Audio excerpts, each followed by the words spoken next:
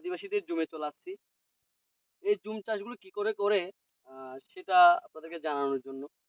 কারণ অনেক সময় আমাদের পর্যটক যখন থানচিতে ঘুরতে আসে, তো পর্যটকরা জিজ্ঞেস করে জুম আদিবাসীদের জুমগুলো কি করে করে।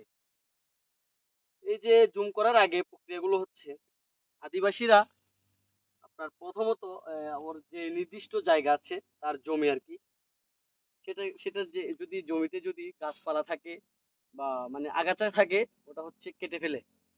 কাটার পরে ওটা ওভাবে ওখানে ওর জমিতে পড়ে থাকে।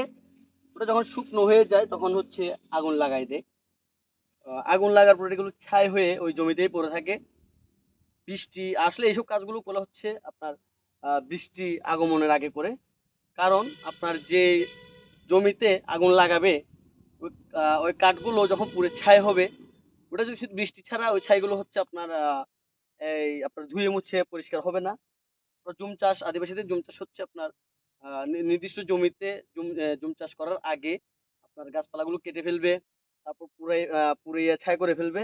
ওই বৃষ্টির পরে যখন ওটি ধুয়ে পরিষ্কার হয়ে যাবে, তখন হচ্ছে আপনার এই ওরা বীজ বপন করে। যেমন আমি আপনাকে ধানের উদাহরণ দিই। ওনারা হচ্ছে যে এলাকা জুড়ে হচ্ছে আপনার ওই জমি চাষ করবে, ধান চাষ করবে, সেই সব জায়গায় এই যে ধানগুলো দেখছেন আসলে এত সুন্দর ধান হওয়ার কারণ হচ্ছে ওরা হচ্ছে আপনার ওদের আদিবাসীদের এত এই সাইজের একটা দা থাকে, আরো বিভিন্ন রকমের অনেকজন অনেক রকম ভাবে আপনার মাটিতে কি করে আহ একটা ছোট করে গর্ত করে ধানের বীজ ফেলে দেয়। ওইরকম করতে করতে হচ্ছে আপনার এই ওরা যে কয়দিন লাগে আপনার এই ধানের বীজগুলো বপন করে ফেলে। যখন বৃষ্টি হয়, মানে পানি ছাড়া তো আর কোনো কিছু বেড়ে ওঠা সম্ভব না, পানি লাগবেই। কারণ উদ্ভিদ জাতীয় যে কোনো জিনিস আপনার পানি ছাড়া সহজে বেড়ে উঠবে না।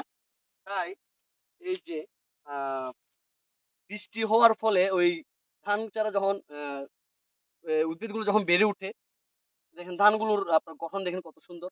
এই যে ধানগুলো দেখছেন, এগুলো অনেক পরিমাণে কি আপনার ধান পাবে। কারণ আদিবাসীরা পুরোপুরি নির্ভর করে বছরের খাদ্য উৎপাদন করে হচ্ছে আপনার ধান।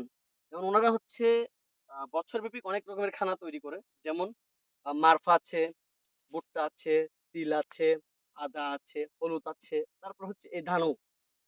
তো মূলত আদিবাসীরা এইভাবে হচ্ছে আপনার এই জুম চাষ করে থাকে। আর ওদের জুম চাষের মধ্যে অনেক রকমের হচ্ছে ফলাদি হয়, আপনার ফল ফলাদি হয়। যেমন হচ্ছে আপনি বলেন ভুট্টা, তারপর ধান, তারপর আদা, তারপর হলুদ, তারপর তিল।